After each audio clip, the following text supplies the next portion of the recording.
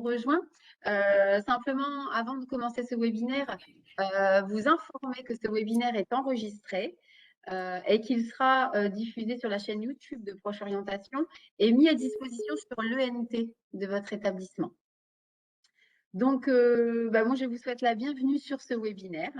Dans le cadre de la semaine régionale de l'orientation, qui a débuté le 24 janvier dernier, l'équipe Proche Orientation souhaite vous faire découvrir des métiers qui recrutent et des formations qui y mènent. Aujourd'hui, il s'agit de vous faire découvrir les métiers du paysage. Alors, les métiers du paysage, c'est quoi? On entend parfois jardinier, paysagiste, ouvrier paysagiste, agent d'entretien d'espaces verts. En fait, est-ce que ces termes sont bons? Est-ce que ce sont les bons mots? Est-ce que ce sont les bons métiers? Existe-t-il d'autres métiers dont on entend moins parler? Faut-il être qualifié? Peut-on faire de longues études dans ce domaine? Donc, pour répondre à toutes ces questions, Proche Orientation a invité aujourd'hui des professionnels du domaine du paysage, donc des professionnels confirmés et des jeunes en cours de formation au sein de la région Hauts-de-France. Car qui de mieux qu'un professionnel pour vous parler de son métier et qui de mieux qu'un jeune en formation pour vous parler de sa formation? Donc ainsi, aujourd'hui, nous accueillons Claire Stéphan, qui est déléguée régionale à l'UNEP. Donc l'UNEP, c'est l'Union nationale des entreprises du paysage. Elle nous en dira plus juste après. Nous accueillons également Thierry Prat, qui est chef d'entreprise à l'entreprise Prat Paysage. Et également des témoignages de 3 jeunes en formation.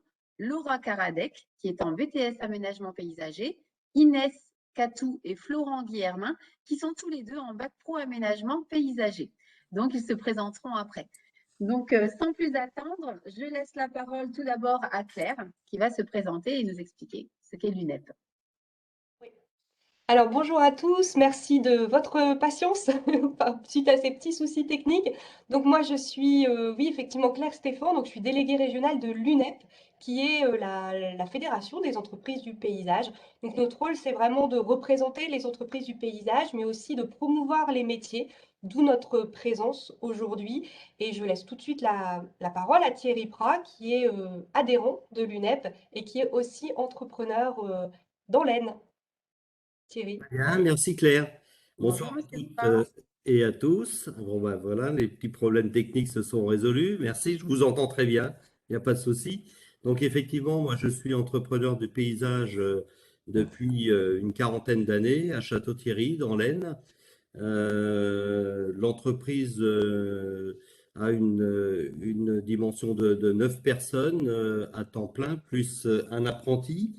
Alors en fait, moi j'ai un brevet de technicien agricole avec option pépinière que j'ai passé, donc vous comprenez, il y a quelques années bien sûr, et j'ai un BTS en aménagement paysager. Donc alors l'entreprise au départ était une entreprise de production de pépinières.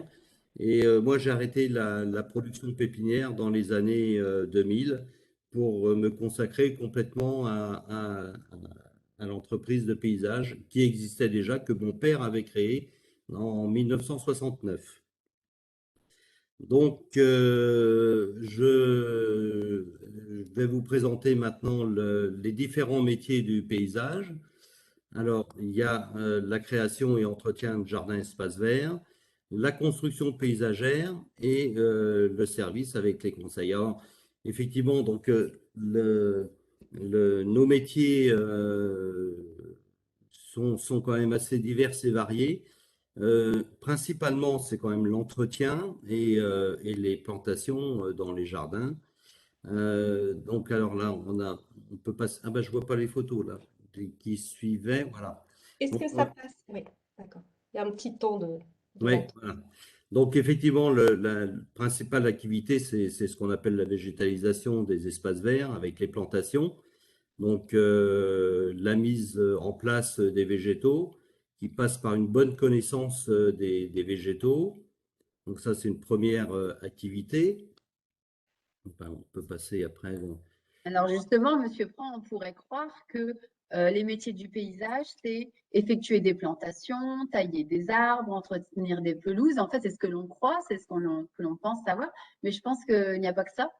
Absolument. Donc ça, c'est effectivement d'autres métiers au travers d'être paysagiste. Donc là, on retrouve des travaux de végétalisation qui sont faits par l'engazonnement. Donc ça peut être aussi bien de l'engazonnement traditionnel ou du gazon de plaquage, de l'entretien avec de l'élagage, de la tonte des pelouses, des tailles de haies, etc. Euh, donc, ce sont vraiment un métier très, très diversifié avec des connaissances en maçonnerie paysagère, bien sûr, la disposition des végétaux. Là, on a des exemples de réalisation de bassins avec des jeux d'eau, des cascades, etc. Plusieurs façons d'organiser le jardin. Et là, on retrouve effectivement de la maçonnerie paysagère avec la construction de murets qui peuvent être en parpaing, habillés, des escaliers, des retenues de terre en rondins bois, des pergolas, etc. Donc c'est vrai que c'est quand même assez varié. Mhm. Alors, excusez-moi de vous couper, Monsieur le Prof, mais nous avons quelqu'un qui a levé la main, Isabelle Lavieuville. Est-ce que vous avez une question ou est-ce que c'est une main levée sans faire exprès? Sans faire exprès, désolé Gaëlle. Ah bon, désolée. Bah, alors, c'est pas grave parce que ça me fait rebondir et vous dire en fait que au fur et à mesure de la présentation des métiers du paysage par Monsieur Prat et par Claire, vous pouvez poser vos questions dans le chat et nous avons au service Proche Orientation des personnes qui vont pouvoir vous y répondre. On pourra soit vous répondre directement par le chat, soit poser la question à nos professionnels qui sont en direct. Alors pour continuer, merci. Pour continuer, donc là on a des exemples de réalisation de dallage, de pavage pour divers chantiers avec des terrasses aussi. Donc tout ça, ce sont des compétences qu'il faut bien sûr avoir entre les mises à niveau et puis bien sûr les demandes des clients. Là, on a sur des voiries des allées carrossables aussi. Donc c'est la pose de bordures, de matériaux de revêtement de surface. Donc là, on a des pavés, voilà. Et puis une activité aussi qui est importante dans notre domaine, c'est la réalisation des clôtures et des portails. Donc les portails qui peuvent être aussi bien pour des collectivités ou pour des particuliers ou des industries. Donc clôtures diverses et variées, du bois, du métal, on a aussi là en exemple des clôtures végétales qui sont réalisées en saule, voilà, donc de l'aluminium aussi. Et puis une activité aussi pour des collectivités ou pour des particuliers d'aires de jeu, réalisation d'aires de jeu. Voilà. D'accord. Donc, en fait, on s'aperçoit que ces métiers du paysage sont très variés et vous pouvez intervenir chez les particuliers et chez les professionnels. Absolument. Donc aussi bien chez les professionnels, donc ce sont des industriels, des collectivités ou chez des particuliers. Alors on a un bel exemple aussi de diversification de nos métiers, c'est l'arrosage automatique où là il faut effectivement avoir des notions d'électricité et aussi de plomberie. D'accord. Ah oui, donc effectivement, il faut avoir des compétences. Alors, toutes ces compétences, elles sont attendues dès le départ dans toutes les entreprises. Est-ce que sur certaines entreprises, justement, il y aura besoin de toutes ces compétences ou dans certaines autres, elles seront vraiment spécialisées? Alors, on peut dire alors effectivement, il y a différentes catégories d'entreprises qui dépendent bien sûr de leur taille, avec le nombre de salariés et puis de son organisation. Plus effectivement l'entreprise est importante et plus elle doit pouvoir répondre effectivement à la demande de ses clients, donc qui oblige à avoir toutes les compétences nécessaires à la bonne marche de l'entreprise, bien sûr. Donc, certaines entreprises vont être plutôt spécialisées dans le métier de base, c'est-à-dire entretien, engazonnement, plantation. Et puis, au fur et à mesure que la taille d'entreprise est plus importante, on retrouve des compétences un peu plus élargies. D'accord. Absolument. Donc, si un jeune travaille dans une entreprise, effectivement, avec quand même déjà un certain nombre de salariés, on peut dire un peu comme à partir de 5-10 salariés, on peut trouver effectivement des compétences un petit peu, on va dire, entre guillemets, obligatoires pour que l'entreprise puisse se développer. Mm. Voilà, plus l'entreprise est petite, plus il faut être polyvalent en fait. Voilà, absolument. D'accord. Après, c'est vrai que certaines personnes sont un peu plus spécialisées en fonction des entreprises par secteur enfin, par métier du paysage. D'accord. Donc des connaissances en matière agricole, des connaissances dans le domaine du bâtiment, de Alors, l'électricité. les premières connaissances qu'il faut acquérir, c'est forcément celles du végétal, puisque c'est Mhm. quand même le centre et le cœur de notre métier. Connaître les plantes, savoir les associer, savoir les planter, savoir aussi par rapport à un jardin, par rapport à un plan, effectivement, les mettre au bon endroit.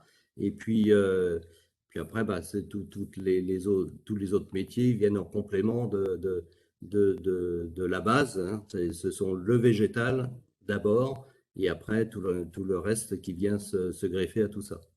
D'accord. D'accord, bah, c'est très intéressant. Apparemment, oui, c'est vraiment très diversifié et différent Oui, de ce que l'on peut en penser. absolument. Mm. Donc, je vais poursuivre. Donc, vous l'avez vu, donc les entreprises du paysage, c'est vraiment une grande diversité, ouais, effectivement, d'activités. Mais qu'est-ce qu'il en est en fait en région Hauts-de-France? Qu'est-ce que ça représente, les entreprises du paysage en région Hauts-de-France? Eh ben, c'est à peu près 1700 entreprises, plus de 8000 personnes au travail aussi sur la région Hauts-de-France. Et ce qu'il faut retenir, c'est que ce sont des entreprises vraiment à taille humaine. Il y a moins de 4 salariés par entreprise. Donc effectivement, il y a des petites structures où il y a 0 ou un salarié, d'autres beaucoup plus grandes, beaucoup plus volumineuses. Mais en moyenne, on a 4 salariés par entreprise.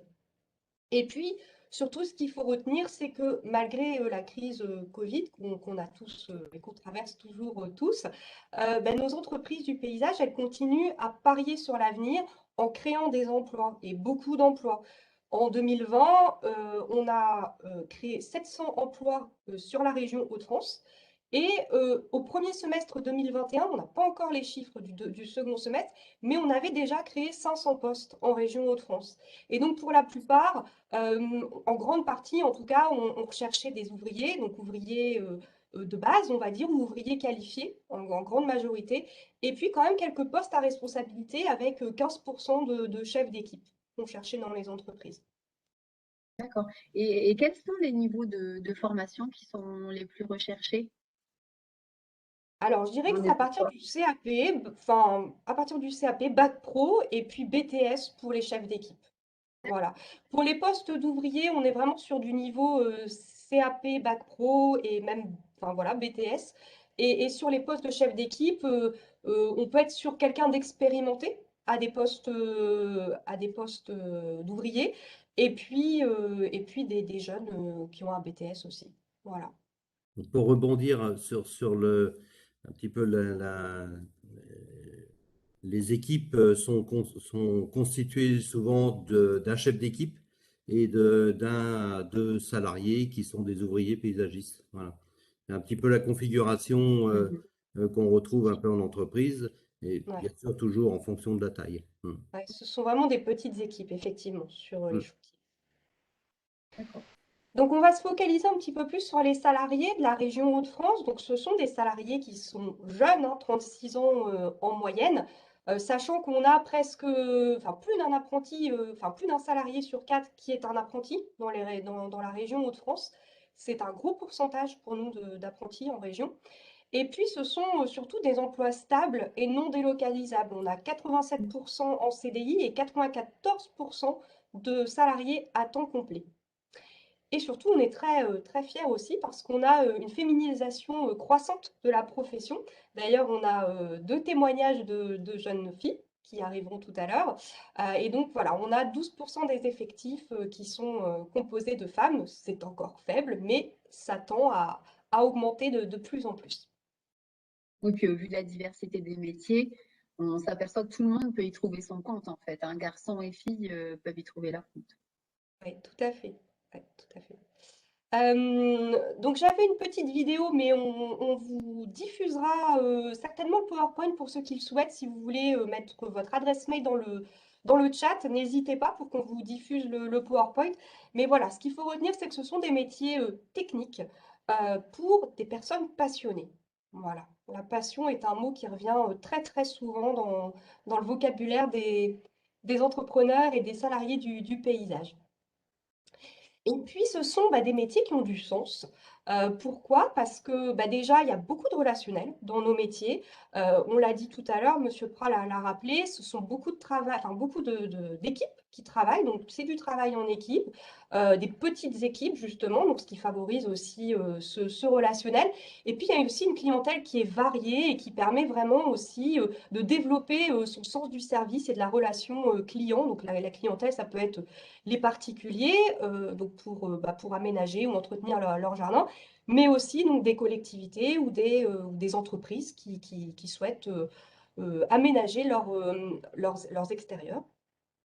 Et puis, voilà, c'est aussi des métiers qui sont au service de la biodiversité et de la préservation et du développement de l'environnement et du cadre de vie. Donc voilà, n'hésitez pas à nous rejoindre. En effet, il ne faut pas avoir peur des insectes, de mettre des choses Ah comme non, ça. c'est Non. vrai. Et c'est une grande. L'avantage aussi, donc la diversité des clients fait que le travail n'est pas routinier. En fait, chaque jour, voire des fois même à la demi-journée, on peut faire plusieurs clients, plusieurs travaux différents. Donc c'est vrai que c'est ça aussi qui est quand même assez intéressant et que les journées passent vite. Et des fois, on manque de temps pour faire tout ce qu'il y a à faire. C'est vrai. Voilà. Alors, donc les métiers sont faits pour vous. Si vous aimez effectivement les métiers de terrain, donc dans ce sens, il ne faut pas hésiter à travailler dehors. C'est un petit peu comme les métiers du bâtiment. Donc on travaille, même s'il pleut, même s'il il fait chaud, froid, etc. Donc il faut avoir une bonne consistance physique. Bien sûr, il faut aimer la nature, aimer les plantes d'abord, aimer travailler en extérieur, allez, en fonction. Être créatif, c'est-à-dire qu'il faut aussi pouvoir des fois apporter sa propre touche sur un jardin, euh, mettre les plantes là où elles doivent être et puis pas hésiter à apporter effectivement son savoir-faire sur un jardin. Euh, En ce moment, effectivement, il y a une évolution rapide parce que bon, on peut très bien démarrer dans une entreprise en étant simple ouvrier paysagiste et puis au fur et à mesure de l'acquisition de ses compétences, on peut devenir chef d'équipe et pourquoi pas chargé d'affaires ou reprendre une entreprise. Ça, il y a des parcours qui sont dans ce sens et qui marchent très bien. Et puis, si vous en avez l'envie et les capacités, bien sûr, vous pouvez vous mettre à votre compte après avoir fait vos études. C'est pas un problème. Il y a de la place pour tout le monde. Il y a du travail, Oui, on peut directement créer son entreprise ou bien sûr. petit à petit, voilà, On peut, évoluer, on peut avoir démarrer une par une ambition. petite structure et puis grossir. Il y a pas, ou alors même se spécialiser il y a des paysagistes qui se sont spécialisés dans la terrasse. Vous avez tout le monde a entendu d'un réseau dont je ne citerai pas le nom, mais qui fait beaucoup de publicité où on fait des cours, des allées, des terrasses. Voilà. Mm. Bon, Donc les voilà. qualités, les qualités les plus prisées des entrepreneurs, c'est effectivement quand on est sur le terrain, avoir de la rigueur, surtout quand on fait des choses où les alignements et puis on dirait-je, l'alignement des matériaux et de rigueur. Donc ça, il faut quand même avoir de bonnes connaissances dans tout ce qui est matériel de prise de niveau, que ce soit laser ou manuel. Une bonne connaissance du végétal, ça c'est vraiment indispensable, de connaître tous les végétaux. Mm. Être autonome, savoir effectivement comment dire, répercuter les consignes qui sont données par le chef d'entreprise ou le chef d'équipe pour que ben, le chantier se déroule dans les meilleures conditions et puis avoir un esprit d'équipe. Donc, un jardin, ça se fait à plusieurs, ça se fait pas tout seul. Donc, effectivement, il faut que tout le monde s'entende bien sur le terrain. Et je pense que ça, c'est valable à beaucoup de métiers. Être polyvalent, avoir des capacités d'adaptation, effectivement, parce que chaque chantier est différent, que ce soit collectif, que ce soit pour un particulier, ou là, chez un particulier, il y a encore beaucoup de rigueur à avoir pour que le résultat soit sans problème, et puis, bien sûr, avoir une bonne relation avec la clientèle. Tout à fait. Donc être à l'écoute des besoins et pouvoir Bien sûr. peut-être conseiller avec goût aussi euh, Oui, sur la parce que mise en place. sur Mm. le terrain, il peut y avoir des changements demandés par le client. Donc, il faut aussi être à l'écoute du client et pouvoir ben, transposer ça sur le terrain. Ouais, tout à fait. Et toujours cette passion, cette même passion qui reste présente sur tous les métiers. Absolument. Mm. Donc, sur tous les métiers du paysage. Euh, là, sur cette image, une vingtaine de métiers différents. Oui, c'est le minimum. Faut avoir beaucoup de connaissances si on veut effectivement pouvoir réaliser un jardin de A à Z. En fait, tout ce qui se passe à l'extérieur d'une maison. L'entreprise de paysage peut répondre à la demande du client. Oui. Mm. Par exemple, il y a quelque chose dont on n'a pas parlé tout à l'heure, c'est le réseau d'eau avec les cubes de récupération d'eau, qui sont en plus de ça des produits, des choses qui sont dans l'air du temps avec l'écologie. Donc, pour pouvoir récupérer l'eau de ces toitures pour arroser son jardin, ça fait partie aussi des compétences de, de nos métiers. Donc, Et ça, c'est justement, des il y choses. avait une question dans le chat concernant la transition énergétique. Est-ce que justement, il y a des choses qui ont évolué et qui font que, voilà, comme vous le disiez, la récupération d'eau aujourd'hui est Voilà, ça, importante ça en fait par partie. rapport à il y a quelques années? Après, aujourd'hui, on a la chance d'avoir beaucoup de fournisseurs qui sont à l'écoute de notre métier et qui proposent des solutions techniques de plus en plus tournées vers l'avenir. Vous avez par exemple pour l'entretien des jardins, un exemple qui est en train de se mettre en place aujourd'hui, c'est les tondeuses électriques, soit guidées par satellite ou autonomes dans les jardins. Ça, c'est une belle image de la transition écologique. Alors déjà, il n'y a plus besoin de courir derrière la tondeuse, mais il y a aussi le fait que le robot fait la tonte à votre place. Hein. Mhm. C'est Oui, un donc ça, on est exemple. vraiment dans les métiers opérationnels, là, ce que l'on voit à l'écran, jardinier paysagiste en création. Là, on voit vraiment les personnes qui sont dans l'opérationnel. Et après, on a aussi voilà, le back-office derrière de toutes ces personnes qui ont Voilà, préparé toutes ces mises en place. voilà, cette image qui reprend effectivement tous les métiers des paysages. Oui, il y a une chose dont on n'a pas parlé aussi tout à l'heure dans nos métiers, ce sont les piscines, où là aussi vous avez des entrepreneurs de paysages qui sont spécialisés, où ça peut faire partie d'une fonction que peut exercer le paysagiste. Vous avez aussi l'entretien des terrains de sport, qui sont aussi des spécialités. Le génie végétal de plus en plus, parce que effectivement aujourd'hui l'eau est une ressource précieuse et effectivement il faut en prendre soin. Donc de plus en plus il y a quand même des entreprises spécialisées là-dedans. Euh, alors aussi bien pour le tourisme aussi, où là on fait des créations de pontons, de passerelles, etc. pour découvrir bah, des sites qui peuvent être intéressants au niveau écologique, et puis ou euh, des, des réserves comment, mythologiques, par exemple, Mm. il y a des grands parcs comme ça, et puis bah, ça c'est pareil, ça fait partie oui, de milieu naturel et forestier qu'il faut protéger, et le paysagiste prend une grande part dans dans la diversité de ces métiers. Oui.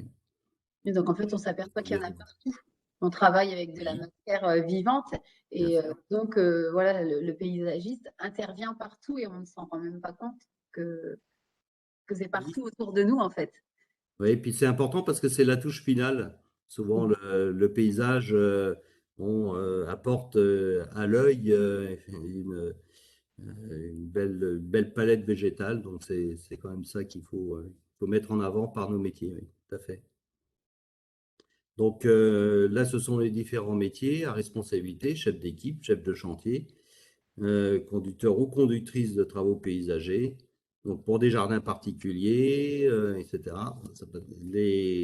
Les jardins d'entreprise, parcs et jardins, espaces publics, milieux naturels et forestiers, terrains de sport, murs et toitures végétalisées. Oui, ça aussi. Les toitures végétalisées, j'en avais pas parlé, mais c'est aussi une Mm. spécialité. Donc il faut. C'est de plus Alors, en plus euh, courant également. voilà. Et puis donc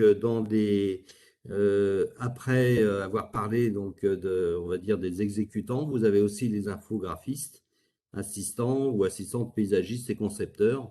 Donc tous ces gens-là qui dessinent des jardins, qui les conçoivent. Et puis et après vous avez le technico-commercial qui est le chargé d'affaires, qui est lui qui a la nécessité d'aller vendre et de promouvoir le métier du paysage. Oui, effectivement, avant qu'il y ait des paysagistes qui œuvrent, il faut des personnes derrière pour faire des plans, qui aient justement des compétences d'infographistes.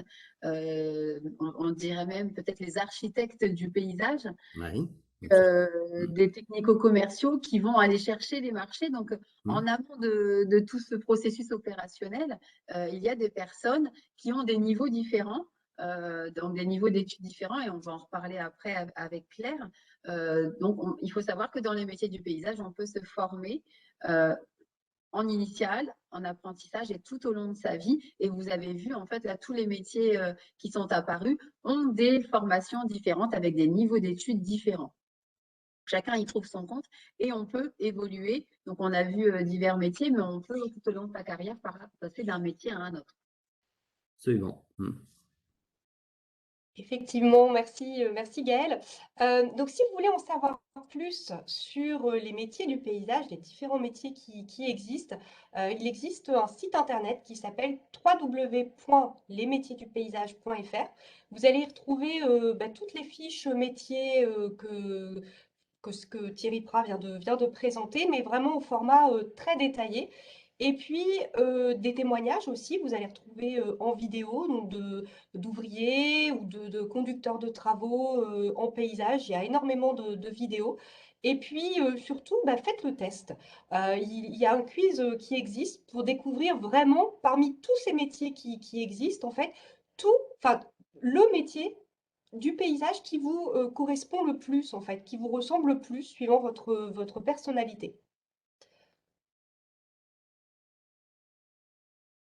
Alors, dans les métiers du paysage, en fait, il existe notamment pour les jeunes qui sont en formation des concours d'excellence. Il existe exactement deux concours d'excellence. Donc, le premier, en fait, c'est le concours de reconnaissance des végétaux que l'on organise en alternance avec le second concours d'excellence qui est la compétition des métiers WorldSkills.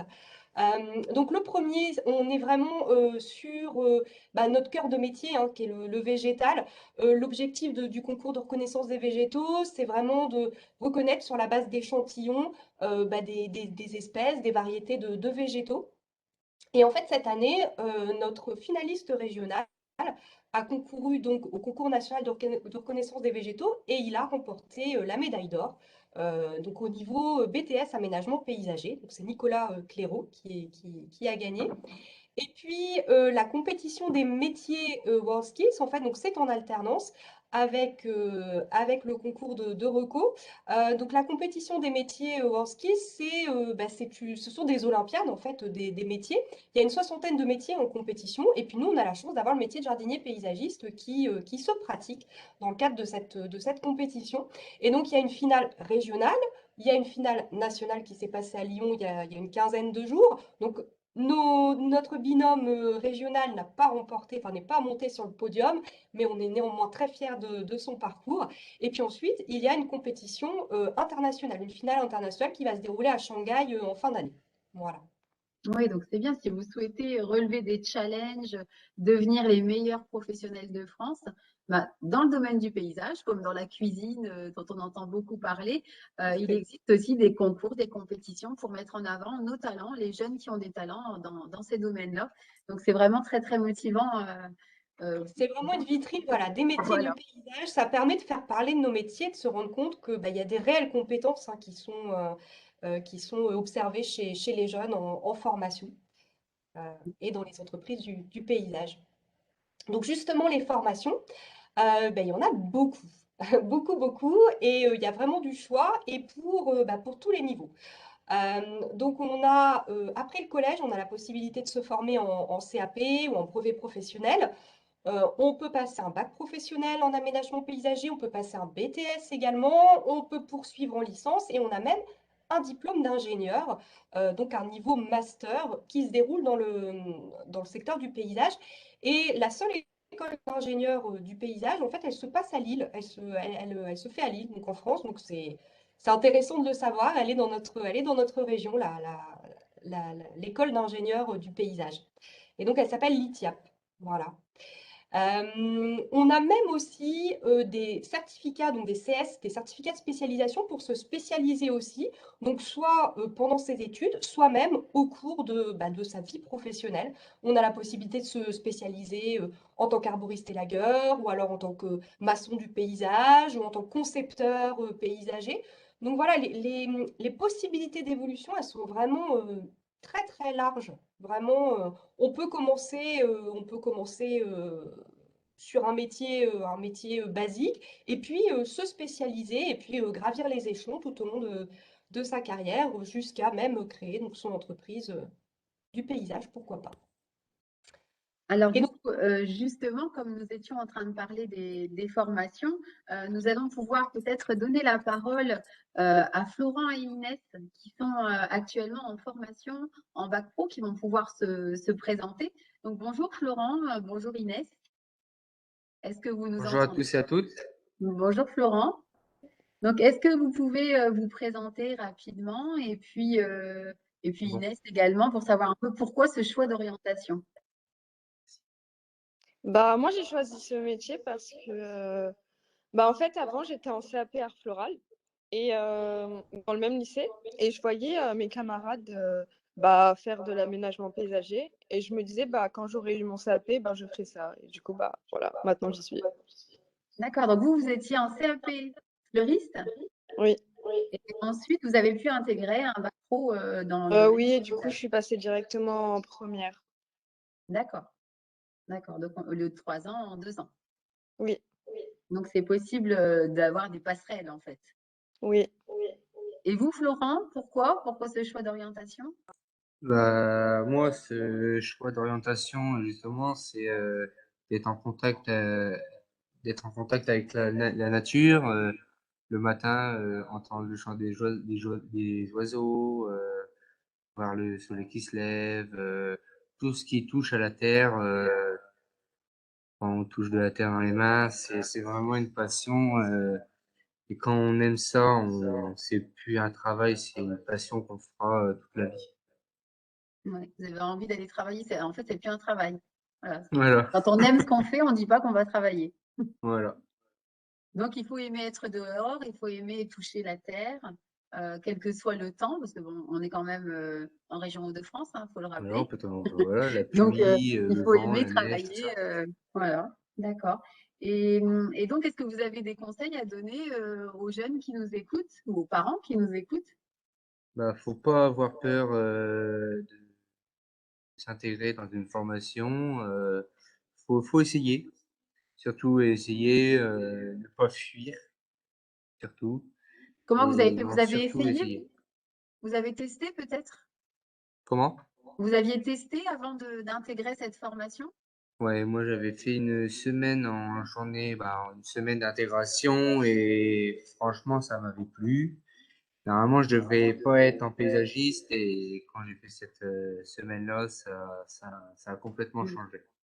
Donc, c'est un stage qui vous a créé le Voilà. déclic, en fait. Ouais. D'accord.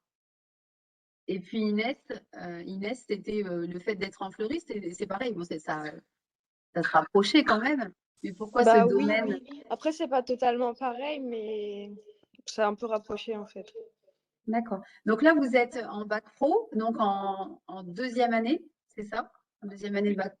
Et vous envisagez après le bac de continuer ou est-ce que vous avez déjà une idée de ce que vous allez faire après le bac? Moi, je sais pas encore si je travaille directement ou si je fais un BTS. Tout dépend de l'opportunité. Ouais, voilà, c'est ça. D'accord. Et Florent? Bah, moi, tout dépend ce que j'aurai à mon bac.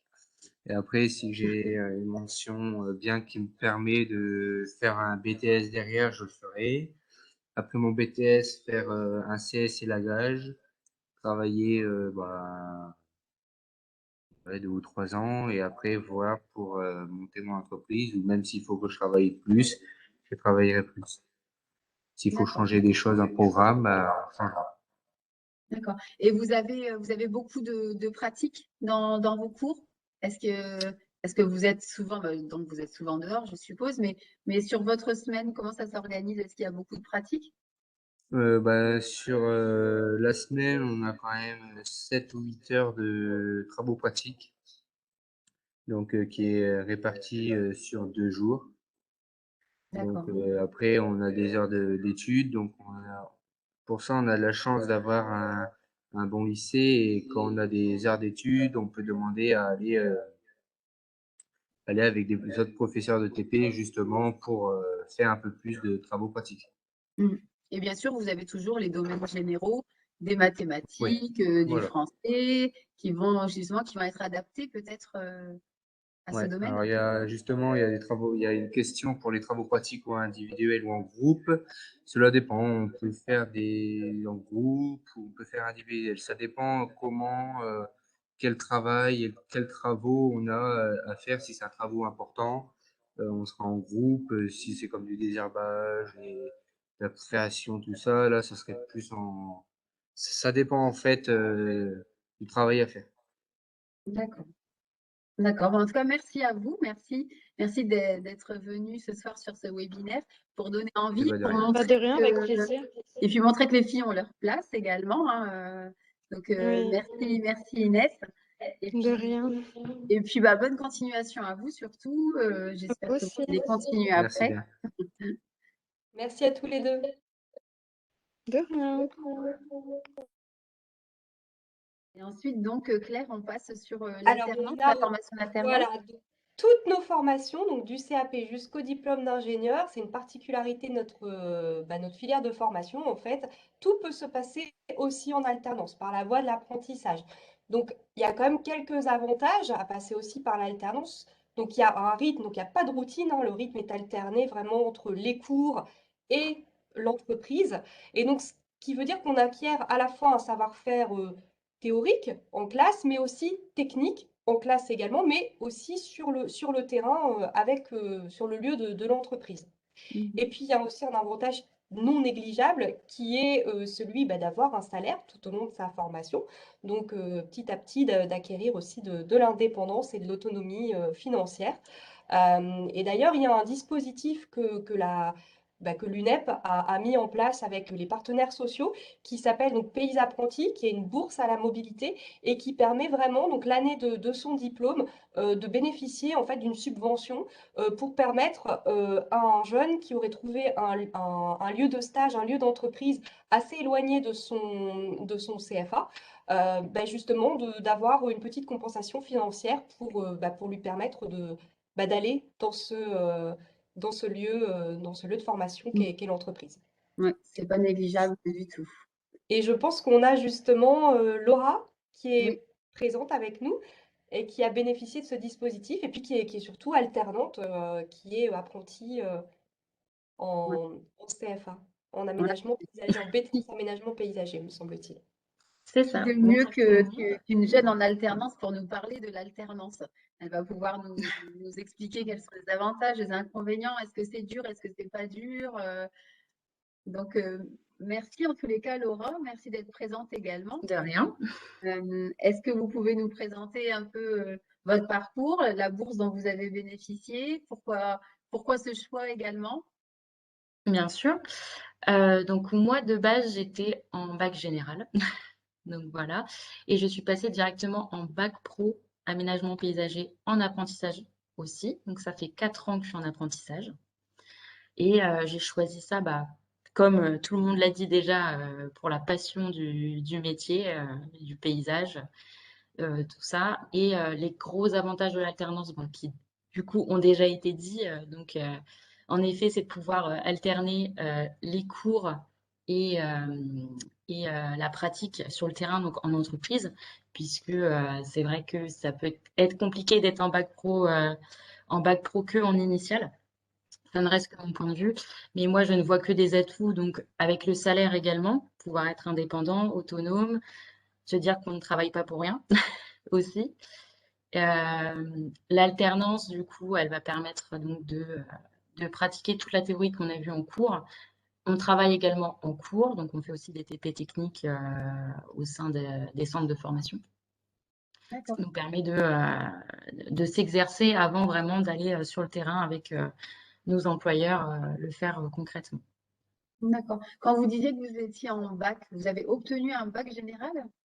Je me suis arrêtée avant, malheureusement. Je me suis Et arrêtée donc, vous avez pu antérieurement. intégrer un bac. C'était un bac général dans quel domaine? Scientifique. Scientifique, d'accord. Et donc, je pense que vous utilisez quand même toutes ces compétences acquises lors d'un bac scientifique Oui, bien sûr. voilà, dans le cadre de Parce votre que, métier aujourd'hui. dans le bac professionnel, il y a également les matières, certaines matières, comment dire, comme les formations classiques. Donc D'accord, le français, l'anglais, toutes ces matières-là sont encore présentes en niveau professionnel, bien sûr. d'accord. Donc là, vous avez pu intégrer un bac pro en deuxième année, c'est ça aussi? C'est ça. J'ai pu du coup le faire en 2 ans.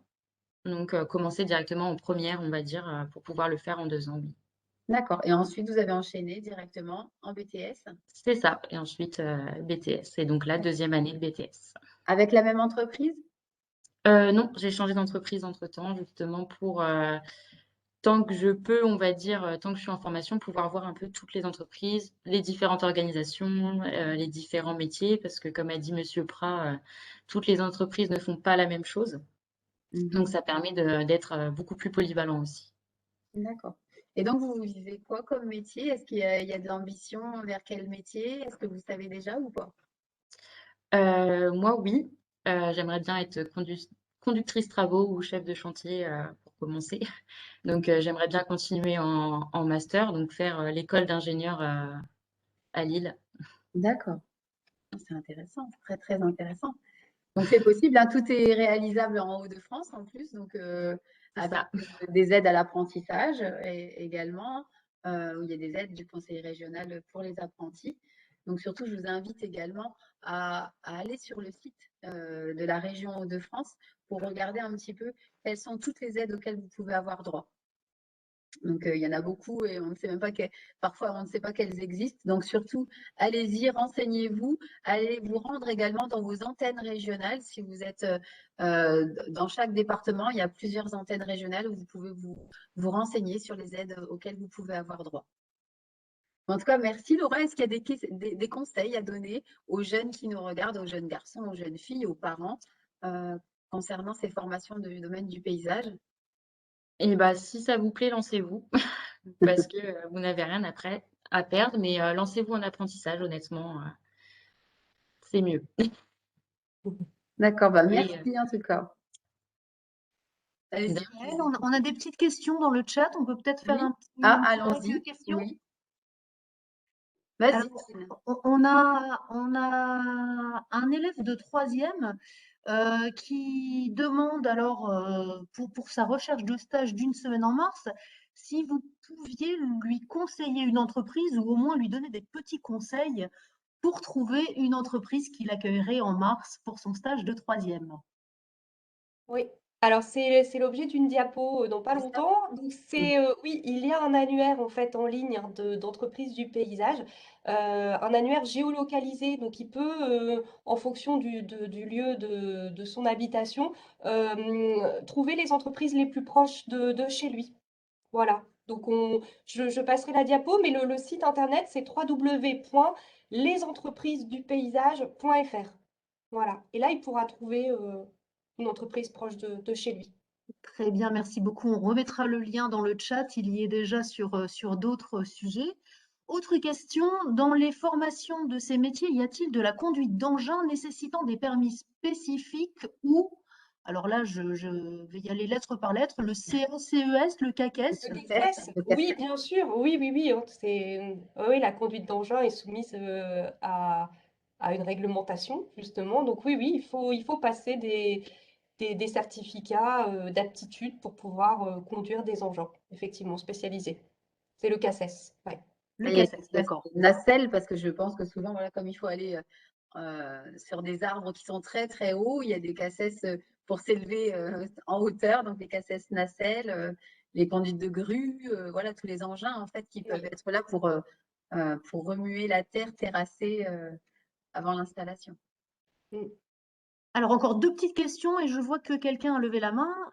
Oui, c'est Laura. Une Donc, petite elle peut question, intervenir. donc certains travaux répondent à des règles d'urbanisme. Qui s'en charge? Alors, qui se charge de veiller à contacter le service d'urbanisme, à vérifier qu'on est Dans bien les dans les règles travaux, dans d'urbanisme? quel type de travaux et ce qui concerne le paysage, forcément, il y a des règles qui sont des fois dans les plans locaux d'urbanisme ou, ou alors il y a des règlements dans des communautés de communes. Bah, tout dépend pour quel secteur d'activité. Pour un particulier, si vous avez envie de faire une forêt dans votre jardin, il n'y a rien qui vous en empêche. Maintenant, c'est vrai que oui, il y a quand même des règles qui sont sujettes à des demandes bien précises par les collectivités ou lorsqu'on construit un bâtiment, effectivement, il y a un certain nombre d'arbres à respecter, d'unités à planter, des surfaces aussi. Aujourd'hui, avec le génie écologique, il y a aussi des surfaces d'infiltration d'eau. Donc, c'est pour ça qu'on voit de plus en plus de parkings avec du pavage filtrant, des nous d'infiltration, etc. Donc, tout ça, oui, oui, ça c'est soumis à des règles de plus en plus contraignantes, oui, pour les gens qui construisent des bâtiments.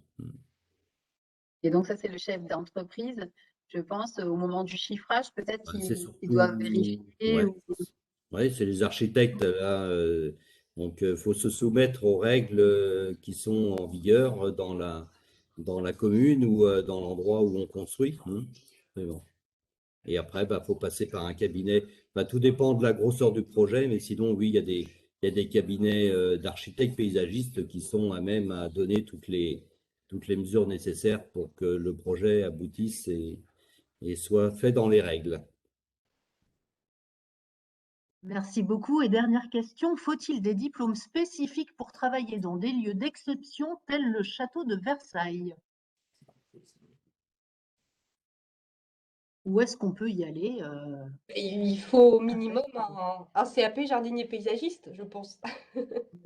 Oui, je pense pas qu'il y Donc ait c'est des. mieux. Oui, il n'y a pas de diplôme avec une restriction d'endroit pour travailler, hein. Donc Ouais. après, effectivement, pour être embauché dans des sites aussi prestigieux, je pense que la sélection est assez. Euh, oui. Voilà. Mais au contraire, il faut viser l'excellence. Ouais, et ils prennent des apprentis hein, au château de Versailles. Hmm. Ils en prennent. Ouais. Et il y avait Laura qui avait levé la main. Oui. Peut-être c'était fait exprès, Laura? Oui, oui, oui. C'était juste pour ajouter quelque chose au niveau des CACES pour les conduites d'engins. Les centres de formation font également passer les CACES. Mhm. Donc, en bac pro aménagement paysager, on nous avait fait passer un CACES, donc celui de la mini-pelle, par exemple, qui est très pratique et c'est valable 10 ans.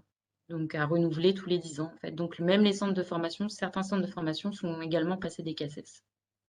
Et je voudrais ajouter quelque chose justement là-dessus, c'est que effectivement aujourd'hui, pour trouver un emploi et avoir toutes les chances d'être embauché, il faut au minima avoir le permis de conduire, le permis remorque, ça c'est quand même assez important, et au moins à minima le CACES, oui, pour conduire une mini-pelle. C'est des outils aujourd'hui qui sont quasiment indispensable en entreprise. On voit tout le matériel qui peut être utilisé en entreprise, que ce soit des broyeurs de végétaux, des mini-pelles, etc., qui sont quand même du matériel à manipuler avec précaution. Donc, c'est sûr que d'avoir des CACES, aujourd'hui, c'est le minimum. Ouais. Ouais. Voilà, ils sont inclus dans certaines formations, mais c'est vrai que si ça ne l'est pas, il faut, voilà, Bon, vaut après, mieux les avoir avant de rechercher un emploi. Vous avez possibilité, hein, en tant les même en tant entreprises, qu'adulte, de vous former. Hein. oui, et les entreprises peuvent aussi prendre en charge et faire passer. Ça fait partie de la formation de nos salariés. D'accord, merci. Alors ensuite, est-ce qu'il nous reste, il n'y a plus de questions? Est-ce qu'on peut continuer, Jean? Alors oui, donc pour se former au métier du paysage, donc on l'a dit tout à l'heure, il y a une trentaine, enfin il y a plein de centres de formation en région Hauts-de-France, il y en a plus d'une trentaine, dont justement la fameuse école d'ingénieurs en paysage. Mais voilà, vous avez une trentaine de centres de formation, de lycées et de CFA qui vous permettent de vous former à nos métiers. Voilà, du CAP à ingénieur. C'est exactement ça, ouais, tout à fait. Et en passant par les CS. Voilà. Et vous avez aussi la possibilité, ça c'est plus pour les jeunes qui seront en cours de formation, de déposer vos CV, mais aussi ceux qui cherchent un stage ou un apprentissage d'ailleurs. Vous avez la possibilité de déposer vos CV sur le site toujours www.lesmétiersdupaysage.fr. Et en fait, vos CV seront diffusés pendant 3 mois dans la CVTech des adhérents de l'UNEP. Ça, c'est intéressant. Donc, ça reste 3 mois, que ce soit pour un stage ou pour un maître d'apprentissage. Tous les D'accord. 3 mois, si l'offre n'est pas pourvue, il ne faut pas hésiter, voilà, justement, à recandidater. D'accord. En tout cas, merci pour vos témoignages. Merci à tous pour vos témoignages, Claire, Merci à votre Thierry, écoute. Inès, Laura et Florent. Donc, Ouais, bah, de rien. De rien. Si ces métiers vous intéressent, si vous avez envie de tester, puisque peut-être que voilà, vous êtes curieux, vous avez peut-être une idée d'orientation, mais celle-ci vous intéresse quand même un petit peu, vous avez la possibilité d'aller creuser davantage. Donc, si vous le souhaitez, vous mettez votre adresse mail dans le chat et on peut vous envoyer le PowerPoint. Si vous souhaitez avoir un accompagnement, vous pouvez en parler à vos enseignants, aux psychologues de l'éducation nationale qui sont dans vos établissements scolaires.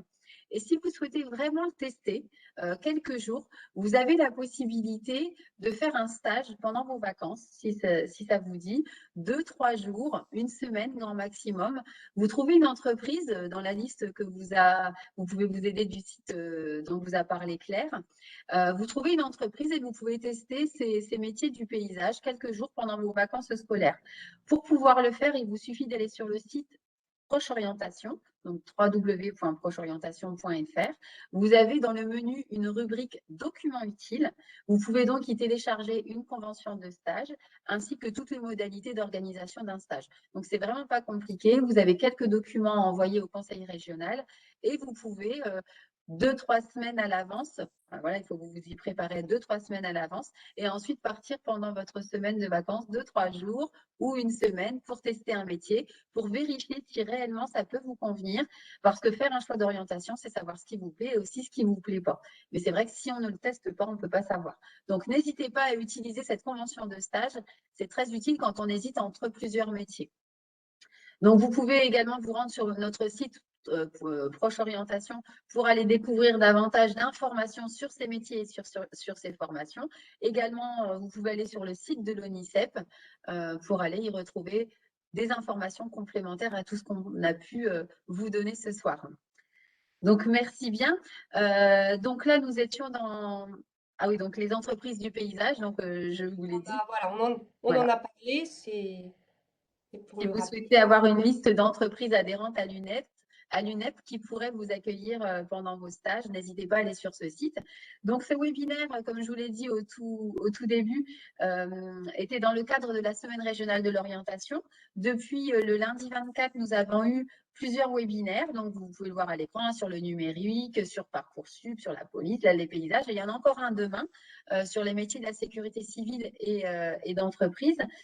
Tous ces webinaires sont enregistrés et seront visibles soit sur le site, soit sur la chaîne YouTube Proche Orientation, soit sur l'ENT. Donc, n'hésitez pas à aller regarder si vous n'avez pas pu tout regarder. Et puis, dans les jours qui viennent, donc le 2 et le 3, donc c'est la slide d'après, s'il te plaît, Claire. Encore une. Merci. Donc, vous aurez également donc le salon Génération HD. La journée du mercredi, donc mercredi 2 février, avec plusieurs webinaires avec encore de nouveaux métiers. Donc les métiers du notariat, de l'énergie, de l'artisanat, de la santé, de l'expertise comptable et puis du traitement et de la valorisation des déchets industriels. Donc tout ça, c'est très intéressant. C'est des webinaires que vous pourrez aller regarder en direct. Vous allez sur notre site Proche Orientation et vous trouverez une rubrique concernant ce salon Génération HDF. Et vous cliquez, vous pourrez regarder tous ces webinaires en direct.